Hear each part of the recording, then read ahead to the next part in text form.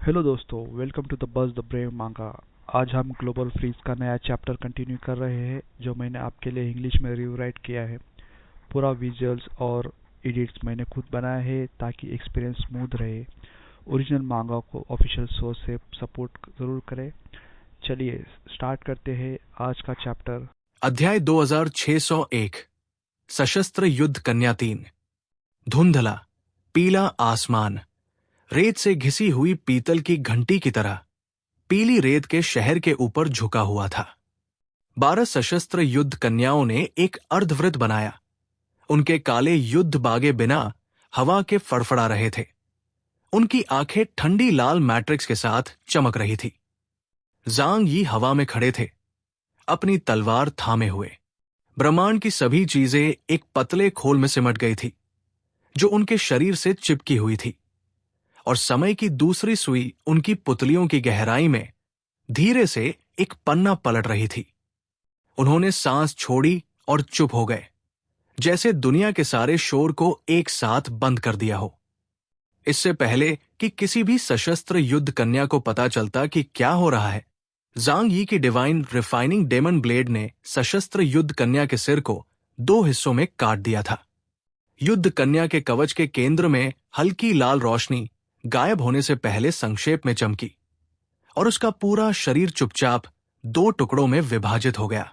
धातु का रक्त कोहरा हवा में गहरे चांदी की धूल में बदल गया। उसकी विशाल तलवार झन की आवाज के साथ जमीन पर गिर गई। उसका आधा हिस्सा रेत में धंस गया और लहरें पैदा करने लगा।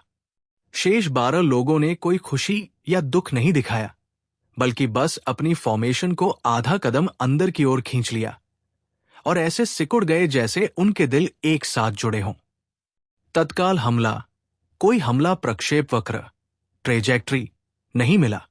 समय आधारित क्षमता का संदेह, प्रत्युपाय फिलहाल कोई नहीं, लेकिन लक्ष्य की ऊर्जा प्रतिक्रिया के आधार पर इस क्षमता का उपयोग जारी रखना असंभव होना चाहिए। रक्षात्मक रेखा को कड़ा करें। शेष 12 सशस्त्र युद्ध कन्याओं ने तुरंत सबसे उचित प्रतिक्रिया दी। दाईं ओर के सामने वाले 3 लोगों ने एक साथ अपने हाथ उठाए। हैंड कैनन के स्पाइनल फिन्स खड़े हो गए और थूथन मजल एक पतली रेखा में संकुचित हो गया, जो ऊर्जा के इकट्ठा होने की एक लहर थी। ऊर्जा की 3 किरणें चुपचाप हवा को चीरती हुई निकली, जबकि ऊष्मा की लहर ने हवा में अदृश्य लहरें पैदा की। एक को मार गिराने के बाद क्या 12 लोगों के साथ भी आपका टीम वर्क इतना बेदाग हो सकता है? जांग यी दरवाजों के किनारों के बीच एक पतली स्पर्श रेखा टैंजेंट लाइन बन गए। टेलीपोर्ट करने की क्षमता के बिना भी वो एक शीर्ष स्तरीय स्पेस टाइप क्षमता उपयोगकर्ता के रूप में अविश्वसनीय रूप से तेज है। वो 3 ऊर्जा तोपों की बमबारी के पास से निकल गए। समय की दूसरी सुई की सटीक भविष्यवाणी ने उन्हें बिना एक भी पंखुड़ी छुए फूलों के समुद्र से गुजरने दिया। उन्होंने अपनी तलवार को अपनी छाती के पार खींचा और नेदरवर्ल्ड बैरियल एक उमड़ते काले ज्वार में बदल गया, जिसने छलकती गर्मी को निगल लिया। बाएं किनारे पर 2 युद्ध कन्याएं आसमान में उड़ गई, जिससे जांग यी का रास्ता रुक गया। सीधे करीबी मुकाबले में शामिल होने के बजाय उन्होंने पहले हवा में 2 अत्यंत पतले चाप आर्क्स खींचने के लिए लेजर लाइट का उपयोग किया, और चापों का चौराहा जांग यी के मीरियड फिनोमेना के बाहरी किनारे के सबसे पतले बिंदु पर गिरा। उन्होंने अपनी गोलाबारी केंद्रित की, जांग यी की रक्षा को भेदने का प्रयास किया। जांग यी ने अपनी तलवार को बैकहैंड घुमाया और पाताल नेदरवर्ल्ड की घुमावदार नदी ने प्रतिद्वंद्वी के लेजर बीम को छूते ही एक पल में पूरी तरह से सोख लिया। हालांकि जैसे ही वे रुके, उनके पैरों के नीचे की जमीन पर अचानक सफेद पाले की एक मोटी परत जम गई।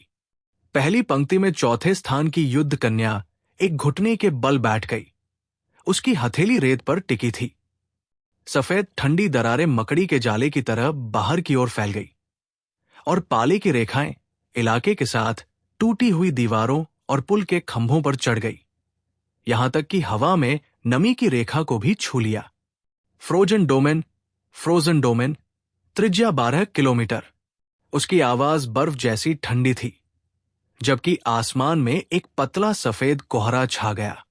जिस बिंदु पर ज़ांग यी उतरे थे, वहां का तापमान तुरंत अत्यधिक निम्न स्तर तक गिर गया।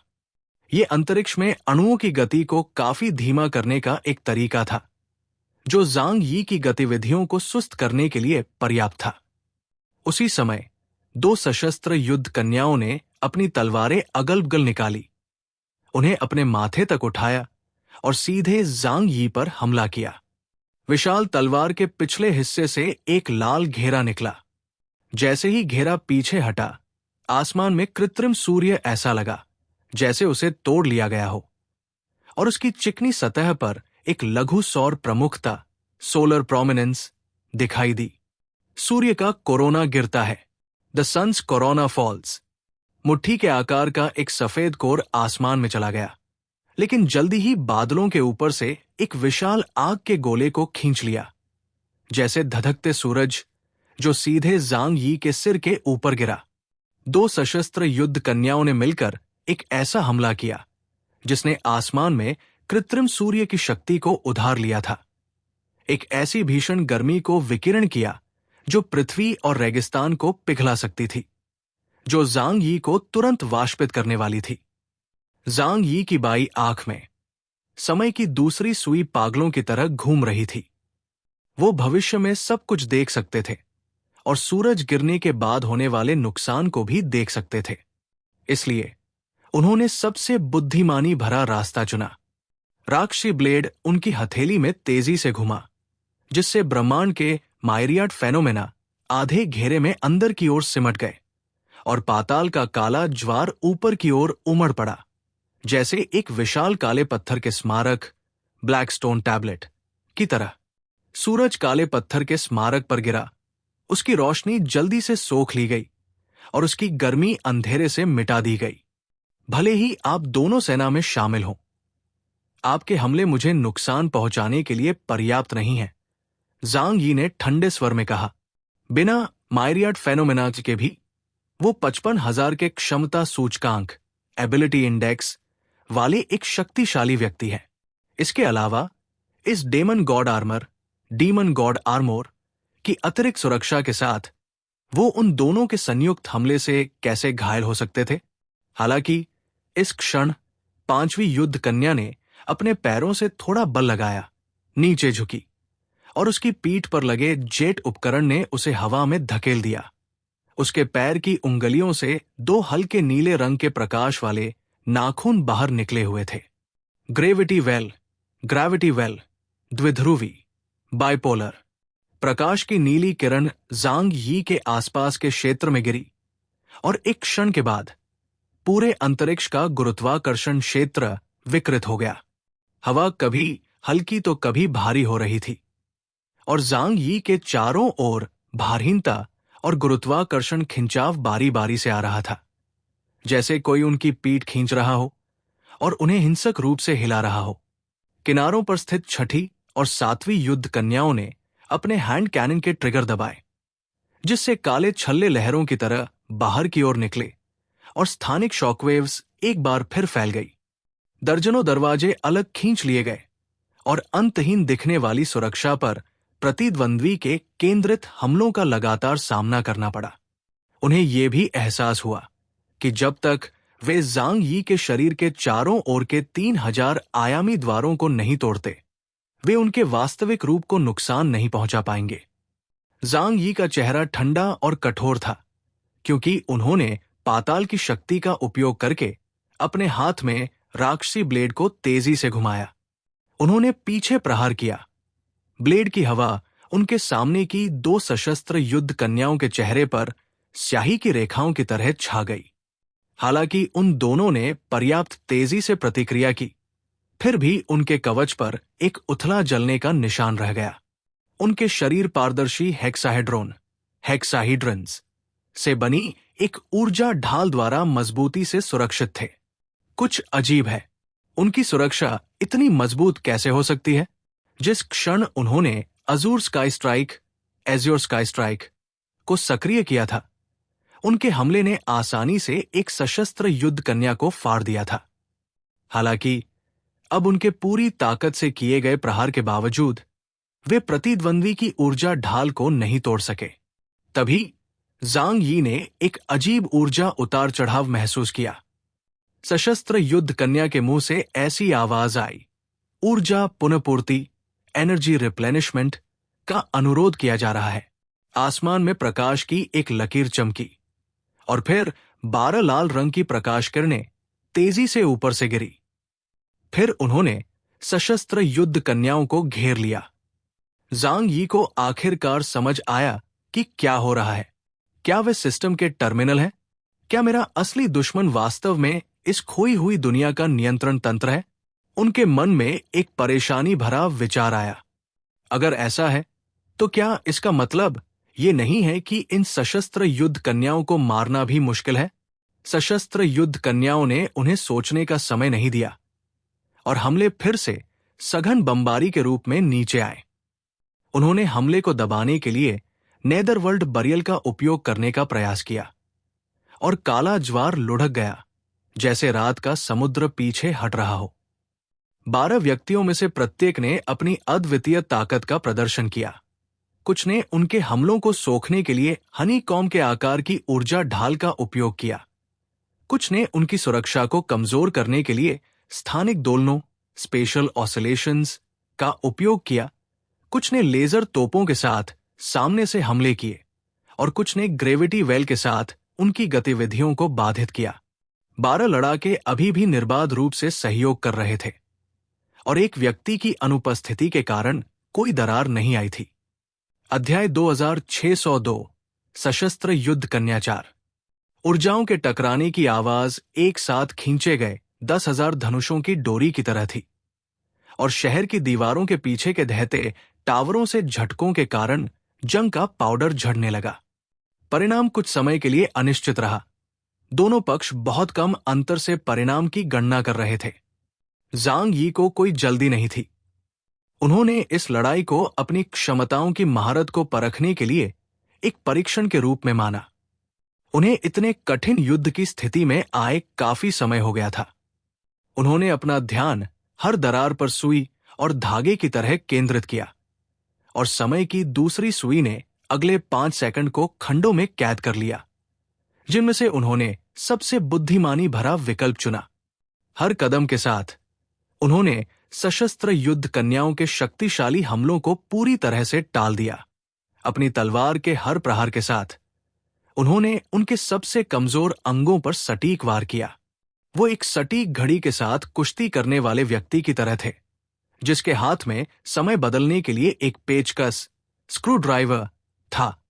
दाएं पीछे की योद्धा अचानक फॉर्मेशन से अलग हो गई, अपने हाथों को एक साथ जोड़ा और उसके सीने पर लगे लाल कोर से रोशनी का एक चमकदार गुच्छा निकला। सौर प्रमुखता प्रतिध्वनि, सोलर प्रोमिनेंस रेजोनेंस, ऊर्जा स्तर, स्तर 2। कृत्रिम सूर्य की चमकदार सतह धीरे धीरे लहराने लगी, जैसे उथले समुद्र में ज्वार उठता है, जबकि बादलों में एक बड़ा सफेद थर्मल कोर तैयार हो रहा था, जो नीचे गिरते समय एक विशाल उग्र पूंछ छोड़ रहा था। ज़ांग यी ने पाताल के काले ज्वार, नेदरवर्ल्ड ब्लैक टाइड, को एक छतरी की तरह मोड़ दिया। उसे अपने सिर के ऊपर रखा और सीधे सबसे शुद्ध और हिंसक तरीके से प्रतिद्वंद्वी से टकरा गए। काले ज्वार ने सूरज को ओझल कर दिया और उसकी सारी गर्मी को निगल लिया। जमा हुआ क्षेत्र, फ्रोजन फील्ड, फिर से उभरा और पूरा रेगिस्तान सफेद पाले की एक मोटी परत से ढक गया। कोहरे और पाले के बीच से 2 युद्ध कन्याएं निकली। उनका कवच क्रिस्टलीय धागों से सजा हुआ था और उनकी तलवारें बर्फीले नीले रंग से चमक रही थी।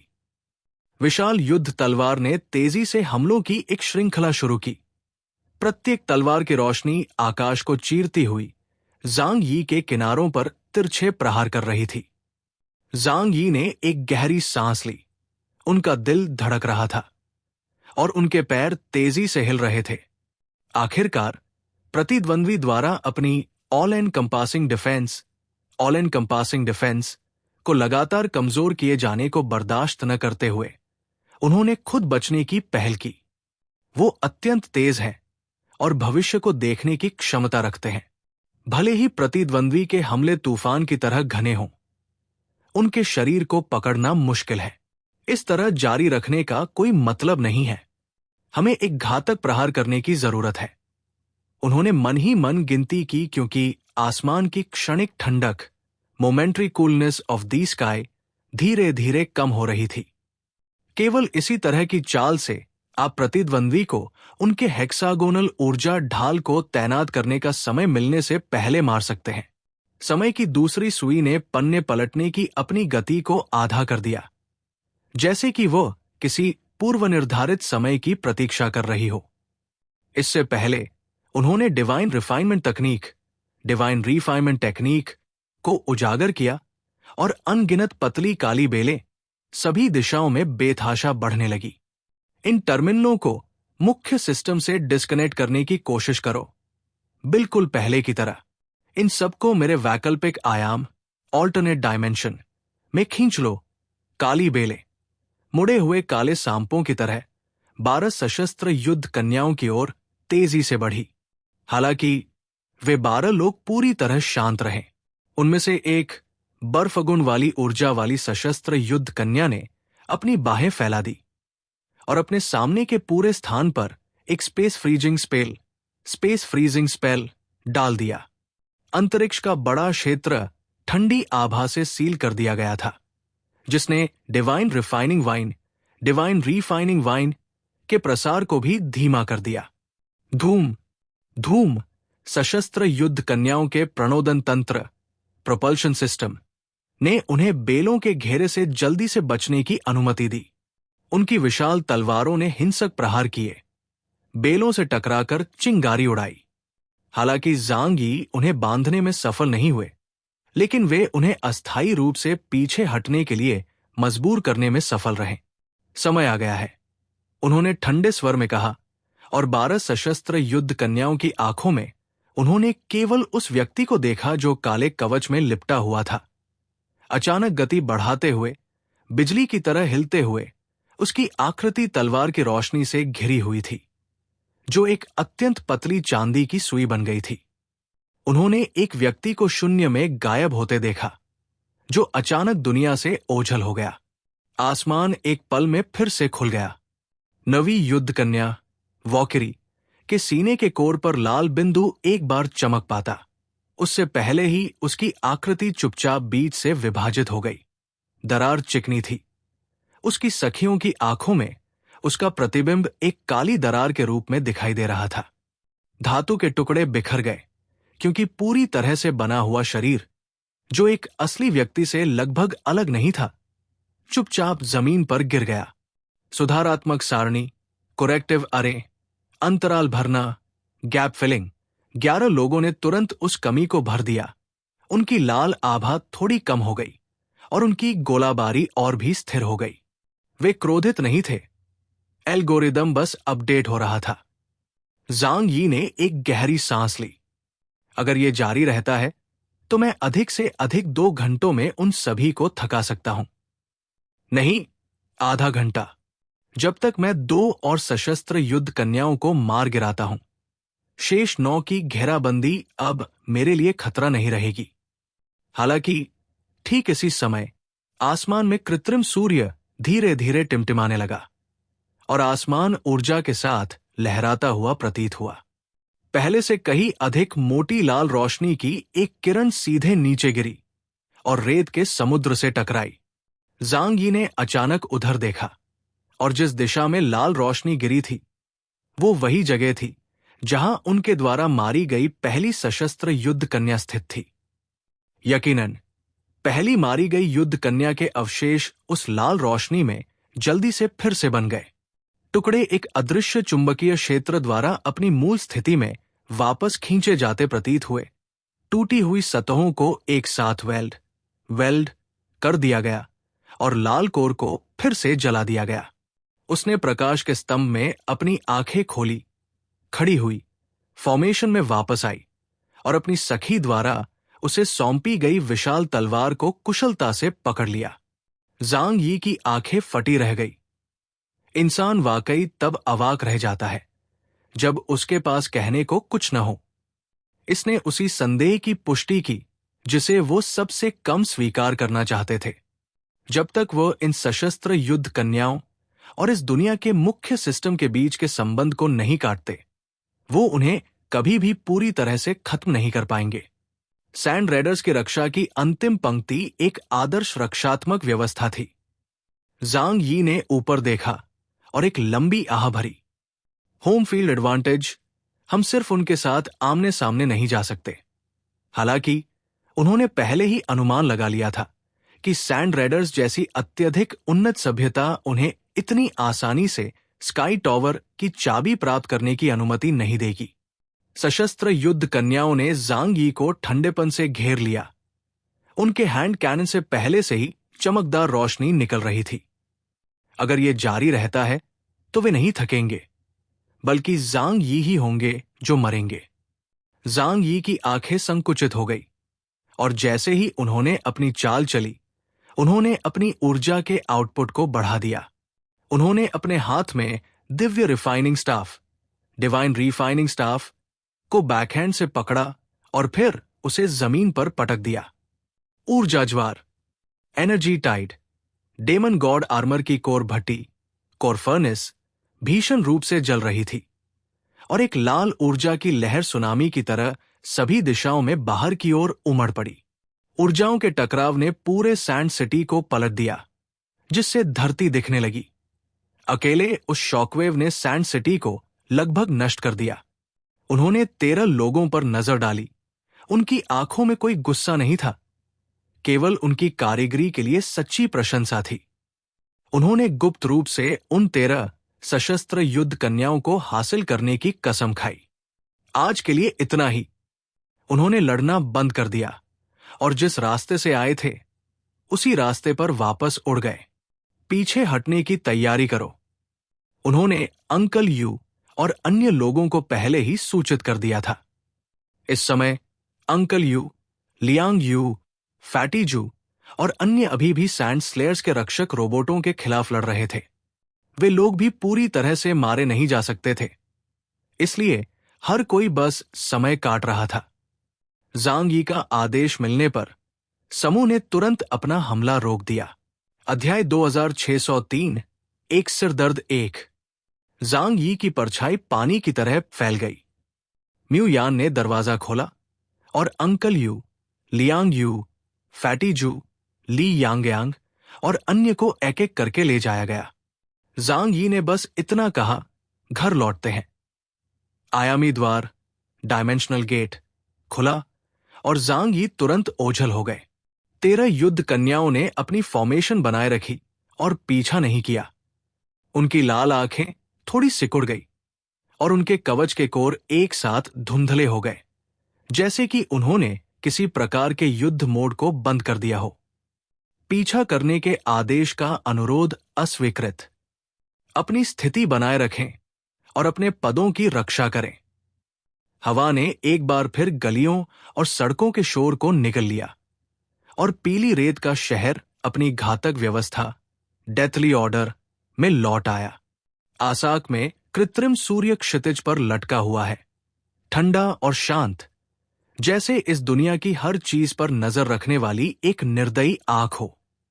दूर स्थित धात्विक पर्वत श्रृंखला की ओट में अंतरिक्ष थोड़ा मुड़ा, आयामी पोर्टल की दरार बंद हो गई और ज़ांग यी और उनके समूह की आभा पूरी तरह से गायब हो गई। हवा में जो कुछ बचा था वो था पाताल, नेदरवर्ल्ड से पीछे हटते ज्वार की हल्की ठंडक और सूरज के कोरोना द्वारा रेत पर छोड़ा गया घुमावदार जलने का निशान, जैसे अगली लड़ाई के लिए छोड़ा गया कोई संकेत हो। जब उन्होंने पीली रेत के शहर को छोड़ा तो आसमान पीतल की घिसी हुई सतह की तरह काला था। ज़ांग यी ने पीली रेत के शहर के क्षेत्र को बहुत पीछे छोड़ने के लिए अपनी स्थानिक टेलीपोर्टेशन, स्पेशल टेलीपोर्टेशन क्षमता का लगातार उपयोग किया। वो तब रुके जब आगे अचानक हरियाली का एक टुकड़ा दिखाई दिया। ये पौधों से भरा एक बर्बाद शहर है जो यांत्रिक जीवन रूपों से रहित है। ज़ांग यी रेट्सफाई रोबोटों और सशस्त्र युद्ध कन्याओं के पीछा न करने की पुष्टि करने के बाद ही रुके। उन्होंने अपने परिवेश का सर्वेक्षण किया। इमारतें खिड़कियों के माध्यम से बेलों से घिरी हुई थी, स्टील के बीमों पर काई उगी हुई थी और ढह गई व्यावसायिक इमारतों में चांदी के पत्तों वाले पेड़ उगाए थे, जिनकी नसें हवा चलने पर हल्की धात्विक आवाज करती थी। बारिश की गंध किसी मंजिल की परछाइयों से आ रही थी, जो ताजी मिट्टी और पराग की गंध के साथ मिल गई थी, जिससे इस भूतिया शहर को बस जागने का एहसास हो रहा था। ज़ांग यी ने सभी को परछाइयों से बाहर निकाला, जबकि वो खुद काई से ढकी एक बड़ी चट्टान पर बैठ गए और कुछ गहरी सांसें ली। फैटी जू धीरे धीरे पास आए, अपना सिर खुजलाया और अस्थायी रूप से पूछा, बॉस, अभी वाले उस दृश्य के बारे में मैं इसे कैसे कहूं? वे भीषण युद्ध में फंसे थे जब ज़ांग यी अचानक उन्हें ले आए, जिससे उन्हें बहुत आश्चर्य हुआ। अतीत में ज़ांग यी अजेय थे और उनके लिए इस तरह बचना दुर्लभ था। ज़ांग यी ने आसमान की ओर देखने के लिए अपना सिर झुकाया और आलस्य से उत्तर दिया, कुछ गंभीर नहीं है, बस सजीव दिखने वाली गुड़ियों, लाइफ लाइक डॉल्स के एक झुंड ने रोक दिया था। फैटी जू की आंखें तुरंत चमक उठीं और वो एक पल में एक कदम और करीब आ गए। यथार्थवादी गुड़िया, मुझे इसके बारे में काफी जानकारी है, हम इस पर गहरी चर्चा कर सकते हैं, शायद मैं कुछ मदद कर सकूं। ली यांगयांग ने बेलों के नीचे से झांका, अपनी उंगली से अपने गाल को हल्का सा छुआ। उनकी आंखें ऊपर की ओर मुड़ी हुई थी। मेरे यहां होते हुए क्या आपको अभी भी यथार्थवादी गुड़ियों की जरूरत है? उन्होंने आह भरी। उनकी आवाज कपास की तरह नरम थी। क्या मैं आपको संतुष्ट करने में सक्षम नहीं हूं? सभी ने हंसी दबा ली, उन दोनों को मनोरंजन भरी नजरों से देखा। ज़ांग यी ने अपनी कनपटी रगड़ी और स्क्रीन पर फ्रीमैन के चेहरे की ओर देखा। तुमने कभी नहीं कहा था कि उनसे निपटना इतना कठिन होगा। उनका लहजा कठोर नहीं था, लेकिन इसमें वास्तविक आश्चर्य का संकेत था। उस समय क्या तुम कभी रक्षा की इस रेखा के करीब पहुंच पाए थे? फ्रीमैन ने अपनी टोपी के बड़े किनारे को नीचे दबाया और डिस्प्ले स्क्रीन स्पष्टता में लौटने से पहले स्टैटिक के साथ चमकी। मुझमें उस तरह की क्षमता नहीं है। उन्होंने अपने हाथ फैलाए। उनके स्वर में आत्महीनता का भाव था। उनके पदानुक्रम में मैं सिर्फ सबसे निचले दर्जे का सर्विस रोबोट हूं, गार्ड भी नहीं। अधिक से अधिक वे बस घेरे के चारों ओर घूम सकते हैं।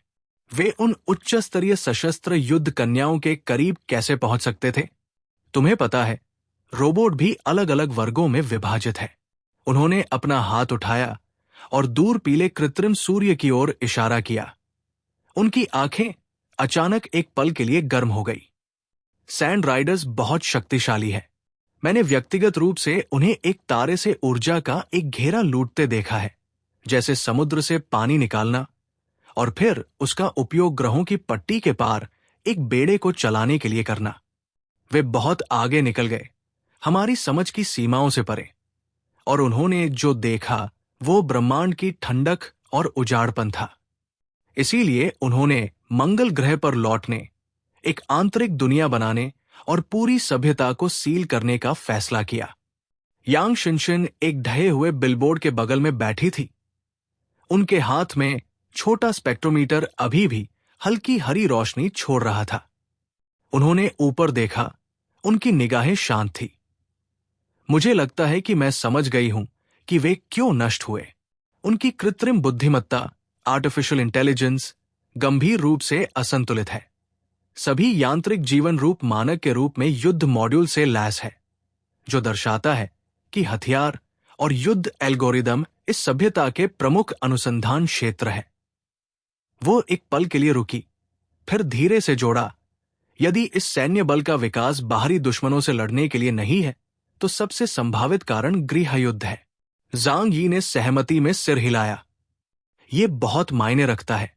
आंतरिक असहमति और आपसी लड़ाई बाहरी संकटों से अधिक परेशानी वाली होती है। उन्होंने सड़क के केंद्र में पार्क की लहराती बेलों को देखा। अपनी जांग पर भारी डेमन आर्मर पर अपनी उंगलियों से थपथपाया।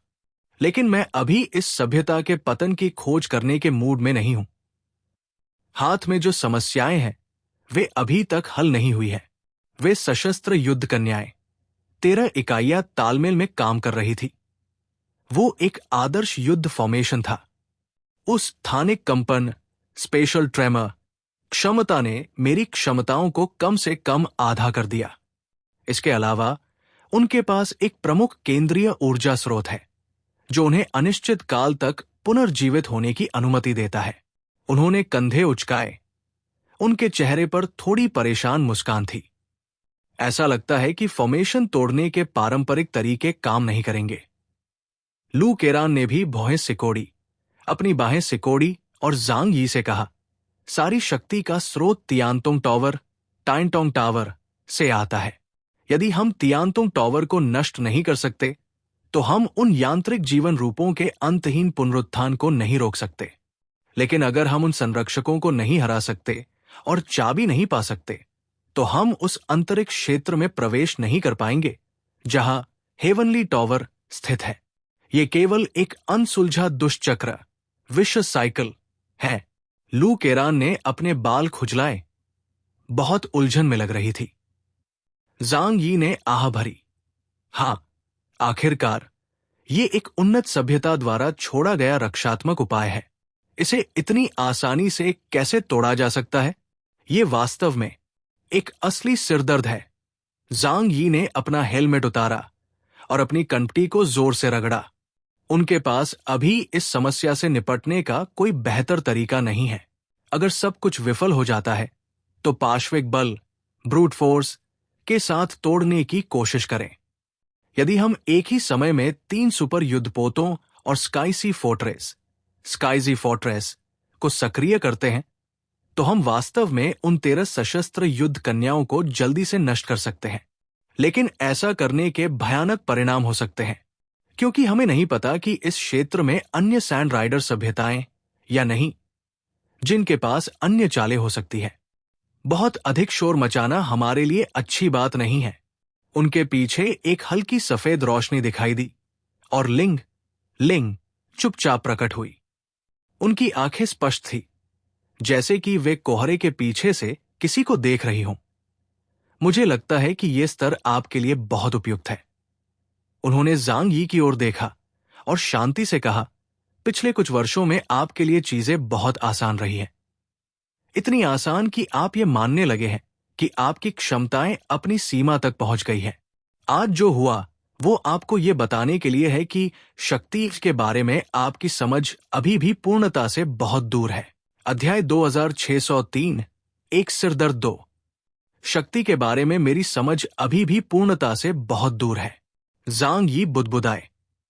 लिंग ने जांग यी की ओर देखा और पूछा, क्या आपको अभी भी लगता है कि आपकी महाशक्तियां बहुत गहन हैं?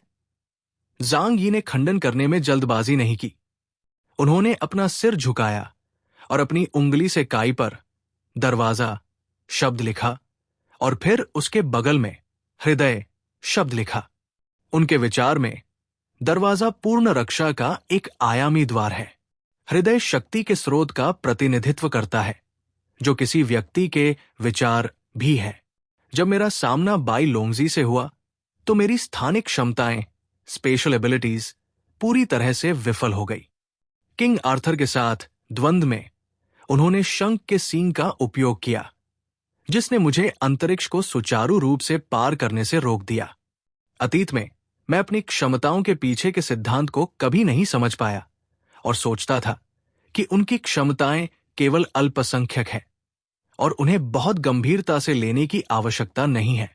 लेकिन अब ऐसा लगता है कि उन्नत सभ्यताओं ने सभी महाशक्तियों पर गहन शोध किया है। क्या मैं अभी भी एक आदिम अवस्था में हूं? मैं आत्मसंतुष्ट हूं क्योंकि मैंने लकड़ियों को एक साथ रगड़कर आग बनाना सीख लिया है। लेकिन अन्य लोगों ने पहले ही फ्लेम थ्रोअर का आविष्कार कर लिया है। उन्होंने ऊपर देखा। उनका रवैया अब अविश्वसनीय रूप से गंभीर था। मैंने अभी तक अपनी शक्ति का सही अर्थ नहीं समझा है। तो क्या इसीलिए मैं अभी भी इतनी आसानी से नियंत्रित हो जाता हूं? लिंग ने उनके द्वारा लिखे गए शब्दों को देखा और लगभग न के बराबर सिर हिलाया। सारी शक्ति अंतः ईथर की इच्छा, एथेरिक विल की ओर लौटती है। वो धीरे से बोली, आपका दरवाजा, आपके हाथ में चाकू, पाताल, नेदवर्ल्ड में आपके द्वारा हिलाए गए काले ज्वार, वे सब केवल दिखावे हैं। उन्होंने ज़ांग यी को घूरते हुए शब्द दर शब्द कहा। अंत में, चाहे वो आपका मायरियाड फेनोमेनास हो या आयामी द्वार, जब से आप इस क्षमता के साथ पैदा हुए हैं, ये वास्तव में कभी नहीं बदला है। यदि हम रूप से छुटकारा नहीं पा सकते तो गुणात्मक परिवर्तन कैसे हो सकता है? एक दरवाजा 3000 दरवाजे बन जाता है, जो केवल मात्रा का मामला है। ज़ांग यी ने अपने हाथ घुटनों पर रखे और धीरे धीरे अपनी सांसें धीमी कर ली। लिंग की बातें उनके लिए आंखें खोलने वाली थी। उन्होंने स्वीकार किया कि लिंग सही थी। अतीत में वो अज्ञानी थे और केवल ये समझ सकते थे कि अपनी महाशक्ति की ताकत को कैसे बेहतर बनाया जाए। चूंकि उनके पिछले प्रतिद्वंदी मजबूत नहीं थे, उन्हें दूसरों पर महत्वपूर्ण बढ़त हासिल करने के लिए केवल थोड़ा सुधार करने की आवश्यकता थी। जब तक उनका सामना वास्तव में शक्तिशाली और उन्नत सभ्यता से नहीं हुआ, तब तक उन्हें उनके बीच की खाई का पता नहीं चला। तो मुझे दरवाजों को बदलने की जरूरत है। ये उन्हें केवल एक के ऊपर एक रखने, स्टैकिंग की तुलना में कहीं अधिक प्रभावी है। ज़ांग यी को कुछ एहसास हुआ, लेकिन मुझे क्या करना चाहिए? उन्होंने लिंग की ओर देखा। लिंग, क्या तुम मुझे कुछ मार्गदर्शन दे सकती हो? लिंग ने बेबसी से अपना सिर हिलाया। मैं अन्य चीजों में तुम्हारी मदद कर सकती हूं, लेकिन मैं वास्तव में इसमें तुम्हारी मदद नहीं कर सकती। वो अब केवल एक खाली खोल है, लिंग का वास्तविक स्वरूप नहीं। जहां तक महाशक्तियों का सवाल है, विशेष रूप से ईथर की शक्ति, वो पूरी तरह से शक्तिहीन है। उस तरह की चीज का शब्दों में वर्णन करना कठिन है। इसे ईथर की दुनिया के प्रति अपनी धारणा के माध्यम से बढ़ाया जाना चाहिए। ज़ांग यी को अचानक एहसास हुआ, मैं समझ गया कि तुम्हारा क्या मतलब है। मुझे ईथर के सागर, सी ऑफ एथर में जाने की जरूरत है। वो खड़े हुए, कृत्रिम सूर्य की दिशा में देखा और अचानक मुस्कुराए। मैं यहां कुछ देर आराम करूंगा। मुझे एकांत में जाने और अपनी क्षमताओं को तोड़ने की कोशिश करने की जरूरत है। इसमें कितना समय लगेगा, ये अभी स्पष्ट नहीं है। उन्हें लगा कि ये उनकी क्षमताओं में एक महत्वपूर्ण मोड़ है। यदि सफल रहे तो वो अपने भीतर की एक बड़ी खामी को दूर कर लेंगे और अब से वे दूसरों द्वारा उनके स्थान को सीमित करके उनकी क्षमताओं को प्रतिबंधित करने से मुक्त हो जाएंगे। इसलिए उन्होंने मन बना लिया कि उन्हें अकेले ही सशस्त्र युद्ध कन्याओं की चुनौती को पार करना होगा। फैटी जू है चिल्लाए और मजाक करने ही वाले थे कि ली यांगयांग ने धीरे से उनकी आस्तीन खींची। उसे जाने दो, ली यांगयांग ने अपनी पलकें झुकाते हुए धीरे से कहा। हर बार जब बॉस ऐसा करते हैं तो वे एक परिवर्तन से गुजरते हैं। फैटी जू ने अपना सिर खुजलाया, फिर ईमानदारी से कहा, बॉस, हम आपके वापस आने का इंतजार कर रहे हैं। बाहर की चीजें हम पर छोड़ दें। फ्रीमैन ने कहा, चिंता मत करो, ये लोग आमतौर पर पहले किसी पर हमला नहीं करेंगे और ये इलाका आमतौर पर मौत की तरह शांत रहता है। कोई भी आपको परेशान करने नहीं आएगा। ज़ांग यी ने फ्रीमैन को गहराई से देखा और अवाक होकर कहा, मेरे वापस आने के बाद बेहतर होगा कि तुम मुझे और जानकारी दो, वरना तुम यहां 20 साल से ज्यादा समय से हो। क्या तुम्हें सिर्फ दिन भर संगीत बजाना ही आता है? फ्रीमैन थोड़ा शर्मिंदा लग रहा था। ज़ांग यी ने चारों ओर नजर दौड़ाई। सौभाग्य से उनकी टीम में कोई अश्वेत व्यक्ति नहीं था, अन्यथा फ्रीमैन की आसानी से पिटाई हो जाती। ज़ांग यी को एक खुला क्षेत्र मिला और फिर उन्होंने स्काईजी फोर्ट्रेस निकाला। मैं मंगल ग्रह पर हूं, लेकिन फिर भी मैं घर वापस जाने में सफल रहा हूं। मैं जहां भी जाऊं, अपना घर अपने साथ रखना बहुत अच्छा है। कम से कम ये एक ऐसा वातावरण होना चाहिए जिससे आप परिचित हो। उनके पास एक मनोरंजन कक्ष है जिसका आकार 100 वर्ग मीटर से अधिक है। इसे बहुत बड़ा होने की आवश्यकता नहीं है।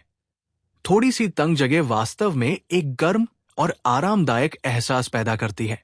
फर्श पर एक मोटा, मुलायम कालीन बिछाया गया था।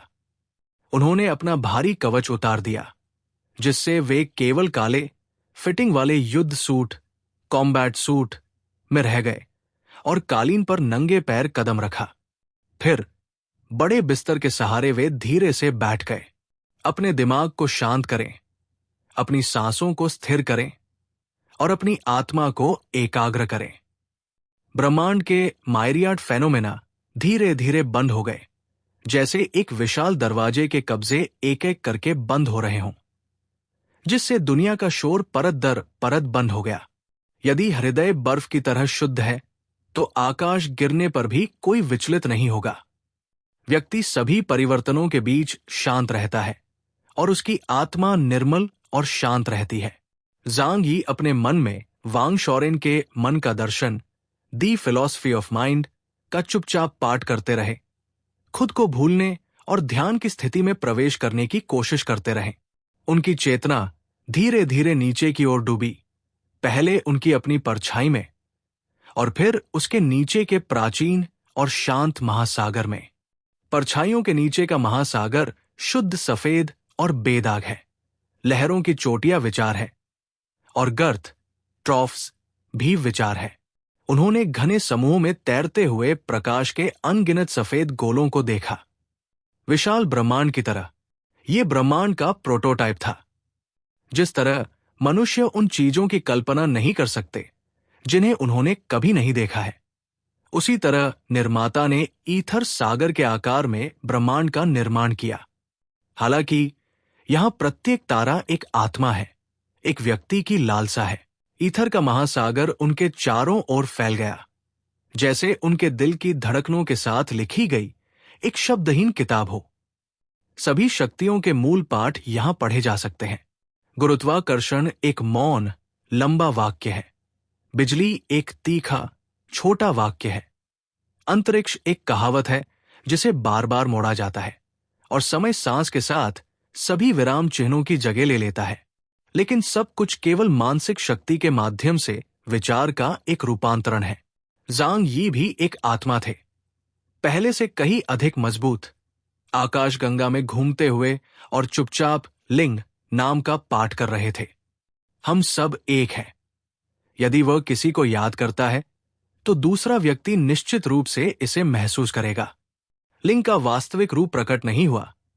उनकी आवाज आसपास के ज्वार से निकली, मानो समुद्र खुद बोल रहा हो। ज़ांग यी, तुम यहां फिर से आ गए। तुम्हें यहां बार बार नहीं आना चाहिए। तुम यहां जितने लंबे समय तक रहोगे, तुम्हारे खुद को खोने की संभावना उतनी ही अधिक होगी। वाकई, ईथर का महासागर कितना गर्म है।